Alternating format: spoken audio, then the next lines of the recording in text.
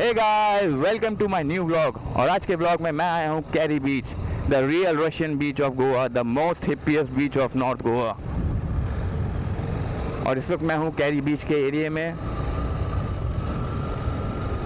Typical hippie village है गोवा का, क्यूरिम। और ये लास्ट विलेज है नॉर्थ गोवा का।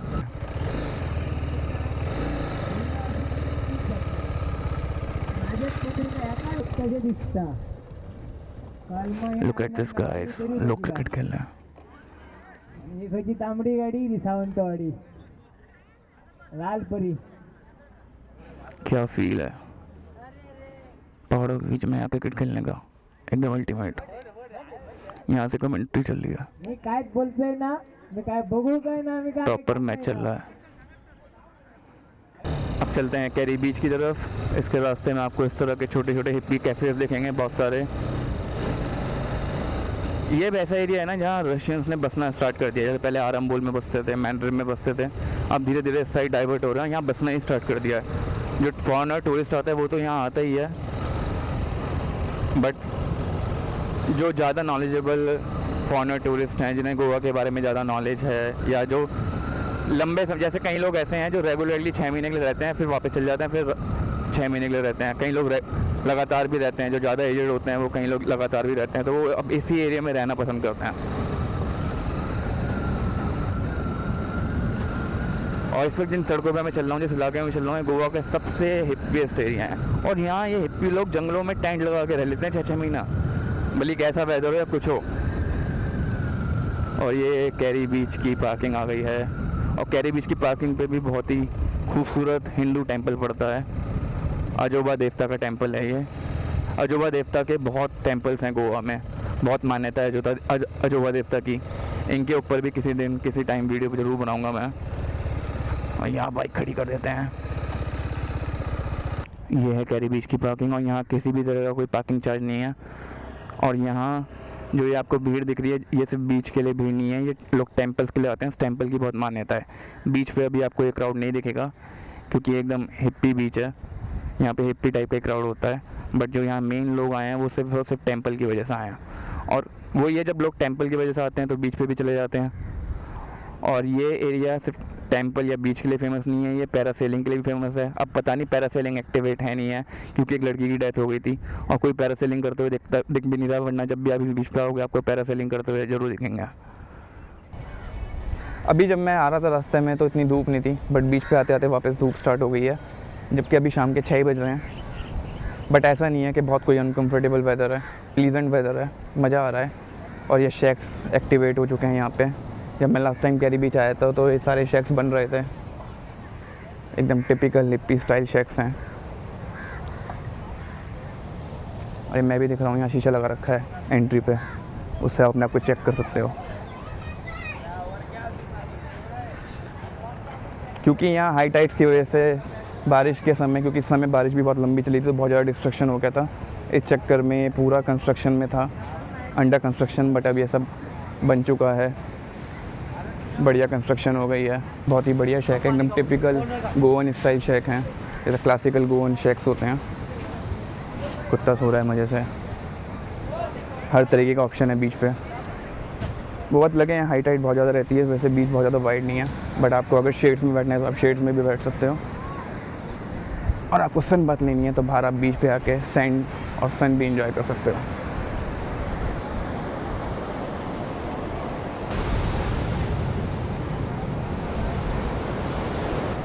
बीच पे एक साइड पूरा गड्ढा सा हुआ पड़ा है, हाई टाइड्स का असर है ये।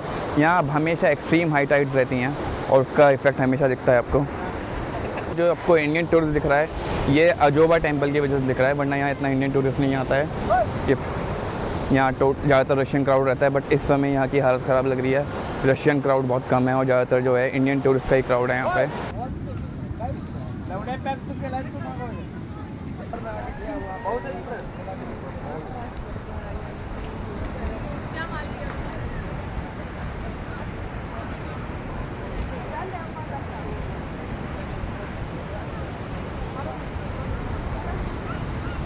ये बीच की मेन एंट्री है। जो इसकी राइट साइड है दैट इज़ मोर सेक्लूडेड। और that is the left side of the beach, जिधर है कैरी केव्स। जहाँ भी जाएंगे देखते हैं, अगर कैरी केव्स पे जाने का रास्ता होगा। इस साइड भी कंस्ट्रक्शन चल रही है। कुछ मरीन ड्राइव, वर्सोवा बीच है मुंबई में, उसकी तरह यहाँ पे रॉक्स लगाई गई हैं। ऐसे रॉक बीच टाइप बनाने की कोशिश की जा रही है। जैसे अंजुना में ये नेचुरली अकर्ड कोरल रॉक्स होती हैं, यहाँ पे इन कोरल रॉक्स को ला के लगाया गया है। खैर अंजुना में भी नेचुरल तो पता नहीं होंगी, बट यहाँ ला के लगाया गया है। और एकदम हिप्पी स्टाइल सेटअप दिया जा रहा है इस बीच को। इस बीच को बनाने के पीछे का विज़न ही है कि एकदम हिप्पी स्टाइल बीच बनाना है। और आपको एकदम सेक्लूडेड साइड चाहिए, एकदम स्पिरिचुअल साइड चाहिए, तो आपको इस बीच पे एंट्री लेने के बाद राइट में आना होगा।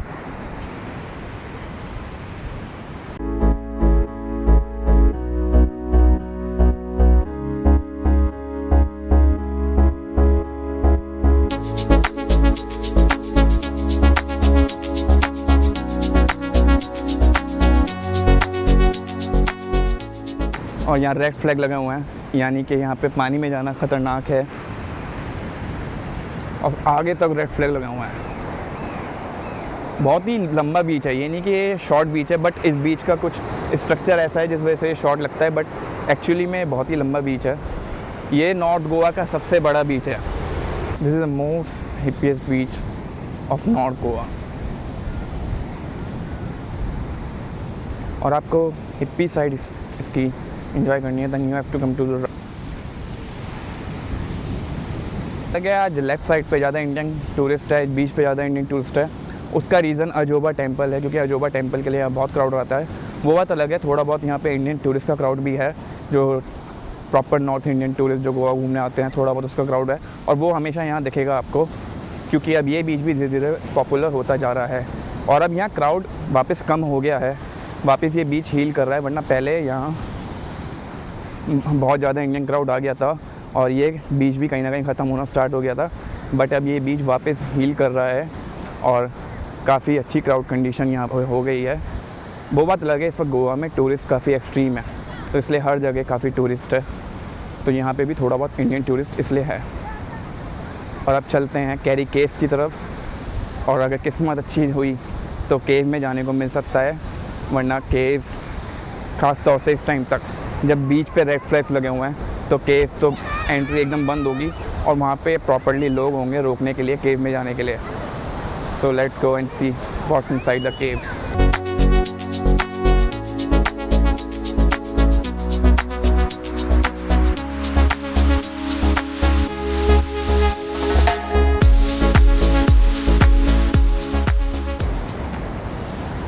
शाम होते होते वेदर बहुत ही बढ़िया होता जा रहा है। जब मैं आया था तो तब थोड़ी तेज़ धूप थी बीच पे, बट हवा बहुत बढ़िया चल रही थी। और बीच पे आते ही वैसे ही ह्यूमिडिटी का इफेक्ट एकदम ख़त्म हो जाता है। बहुत ही खूबसूरत कुत्ते मिलेंगे आपको इस बीच पे, बट थोड़े खूंखार भी हैं, बट टैकल कर लोगे आप। डरना नहीं चाहिए कुत्तों से। कभी भी किसी बीच पे जाओ, गोवा में कई बीचेस ऐसे हैं जहाँ कुत्ते आएंगे, आप जाओगे तो कुत्ते आप पे भौंकेंगे, बट उसका सबसे बढ़िया वो है कि आप बिल्कुल भी डरो मत। कुत्तों के सामने डरे तो मरे। बस ये है कि वो आपको टेस्ट करते हैं।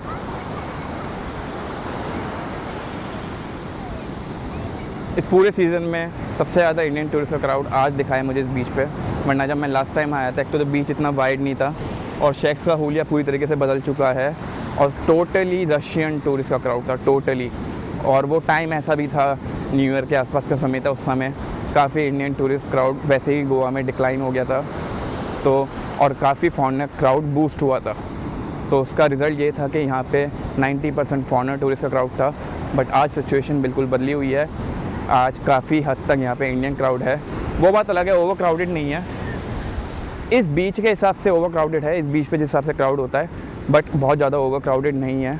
और अब काफ़ी बड़े बड़े इंडियन ब्लॉगर्स भी यहाँ पे आने लगे हैं। अभी कुछ टाइम पहले फ्लाइंग बीस्ट भी आए थे यहाँ पे, तो इस वजह से भी काफ़ी इंडियन टूरिस्ट का क्राउड बूस्ट होगा यूट्यूब और इंस्टाग्राम के थ्रू जो जाते हैं, ख़ासतौर से उनका।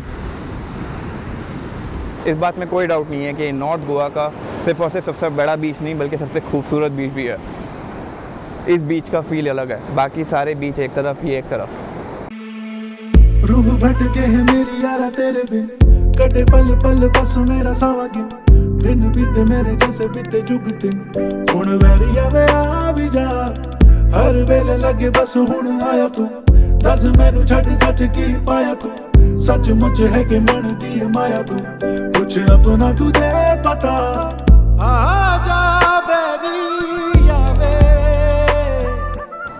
और इन दिनों बहुत ज़्यादा गोवा में हादसे हुए भी हैं कि हो भली वो बीच पे डूब के मरना हो, बहुत सारे केसेस हुए हैं। तो इसलिए संभल के रहना बहुत ज़रूरी है। आपकी सेफ्टी आपके हाथ में होती है, आप कभी किसी दूसरे पे डिपेंड नहीं रह सकते।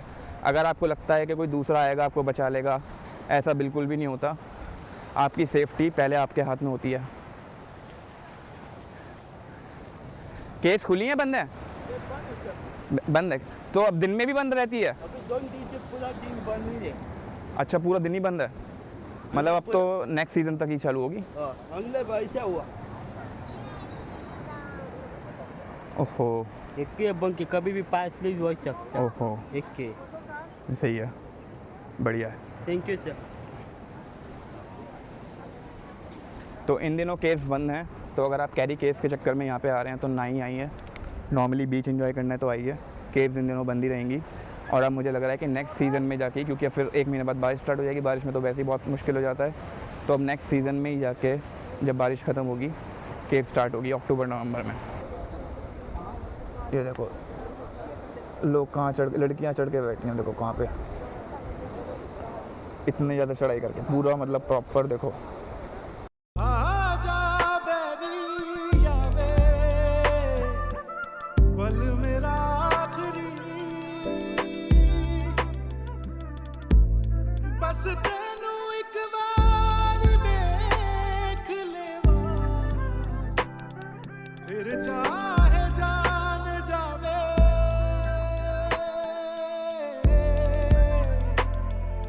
फिर जा